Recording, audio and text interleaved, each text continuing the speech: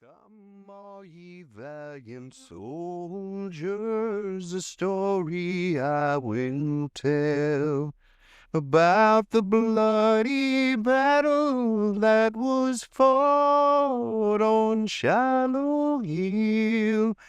It was an awful struggle and will cause your blood to chill. It was the famous battle that was fought on Shiloh Hill. It was the 6th of April, just at the break of day. The drums and I woke up to the birds chirping. The kind of peaceful sound that makes you forget you're even at war. My boots were soaked from the dew, and the smell of bacon from someone's fire made my stomach growl. It was just another morning in camp. Calm, quiet, and boring as fuck. Then, all at once, the world ended. The first shot rang out like thunder, and for a second, we all just froze. Then came the screaming. Men came pouring out of the woods, gray uniforms blending with the smoke. They were yelling like demons, bayonets shining in the early light. My buddy Tom didn't even get his rifle up before he was hit, square in the chest. He looked at me, mouth moving like he wanted to say something, but he was gone. I ran. God help me, I ran. Some officer was yelling for us to hold the line, but fuck that, no one was listening. The fog rolled in, thick with smoke and gunpowder, and I couldn't even see more than a few feet ahead. I ducked behind a fallen log and fired blindly, and I couldn't tell if I hit anyone. And honestly, I don't fucking care. The noise was deafening. Cannon blast, gunshot, men screaming for their mothers. And the smell. Blood and shit and burned powder. Thick enough to choke on. I saw a boy couldn't have been older than 15 clutching his guts. He was trying to hold them in. I wanted to help him, but I couldn't. I just stepped over him and kept moving. By midday, the ground was slick with blood and mud. I couldn't tell where we were anymore. We'd been pushed so far back. Johnny Reb just kept coming, wave after wave. I found myself in what used to be a peach orchard.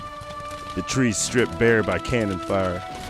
Bodies were everywhere, some torn apart, some slumped like they'd just fallen asleep. I remember thinking how pretty the blossoms must have been before we turned this place into hell. A cannonball exploded a few feet away, and the blast knocked me on my ass. When I came to, my ears were ringing. I couldn't feel my left arm. Some poor bastard next to me was screaming, holding the stump that used to be his leg. I crawled away, too scared to even look at my arm. Turns out it was just a scratch. Lucky me. They called in reinforcements overnight, and by morning, we were finally pushing back.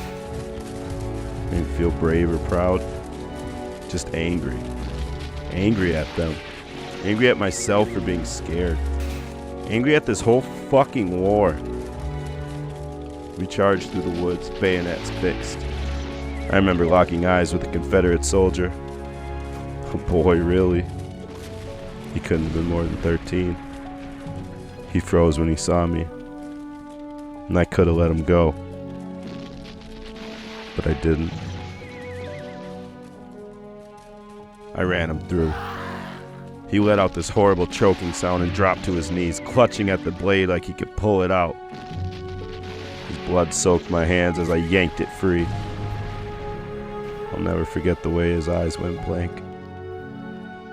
Later, when the fighting died down, I found myself back in that peach orchard. The blossoms were still there, pink and white against the carnage. I sat down under one of the trees, too tired to move, stared at the sky. It's over now, they say. The Confederates are retreating and we've won. Doesn't feel like a fucking victory. The field is a graveyard.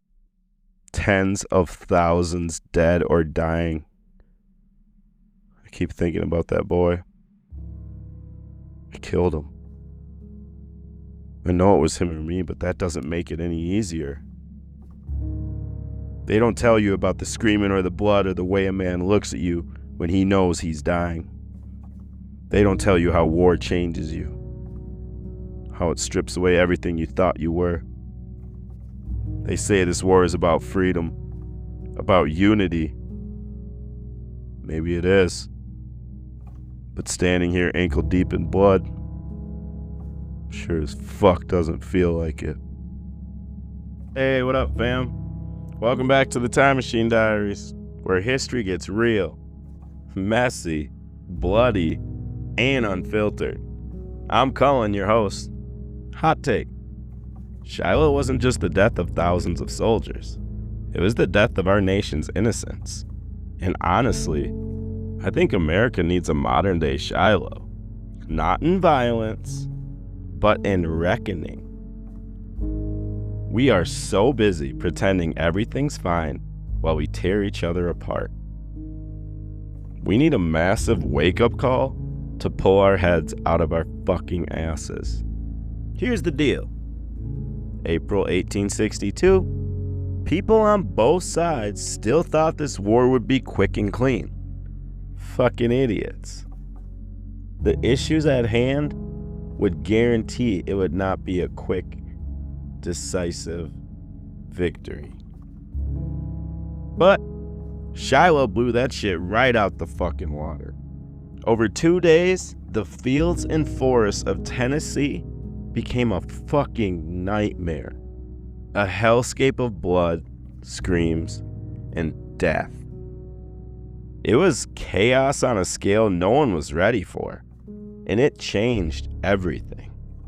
And it's often said the tactics did not match the weaponry.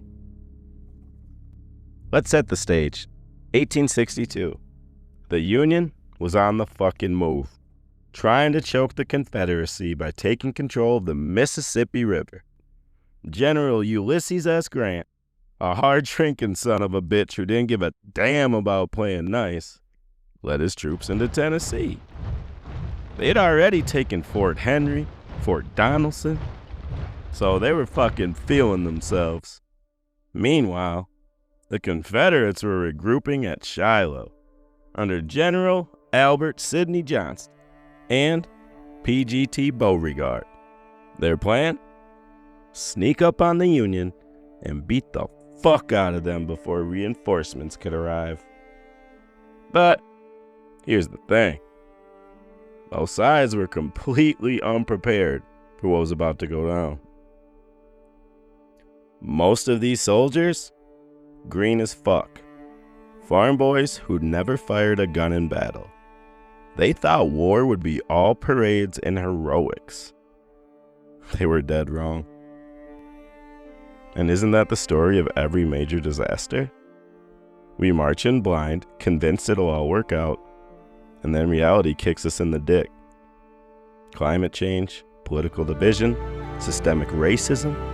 We keep acting like someone else will handle it until it's too fucking late. That's the mindset that led to Shiloh. April 6th, 1862.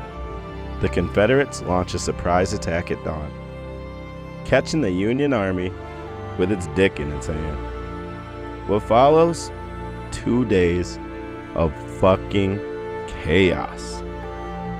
These diary entries capture the horror in a way history books just fucking can't.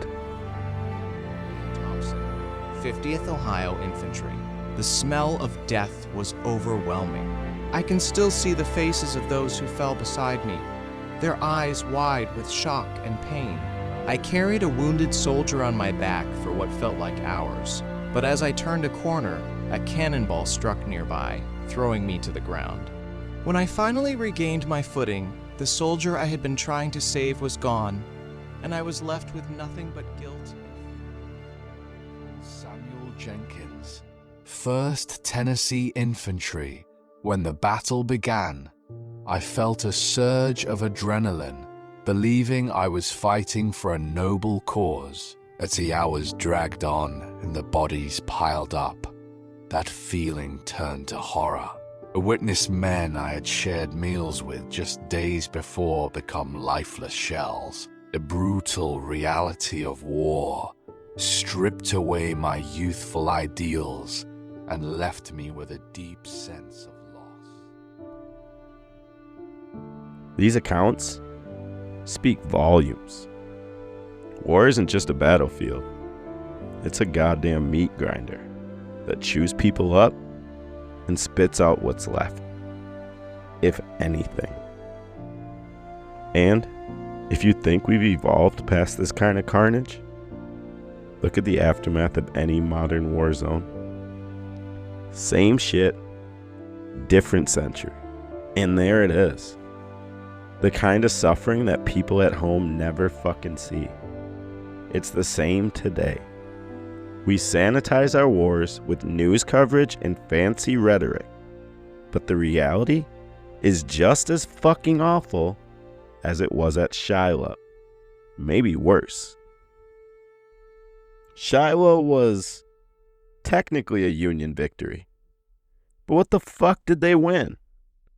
23,000 casualties in 2 days. More than all of America's previous wars combined. And for what? A few miles of territory? And the realization that this war was just getting started? Shiloh shattered any illusions of a quick war. It was the first time America saw the full, brutal cost of this conflict. And it wouldn't be the last. Guess what?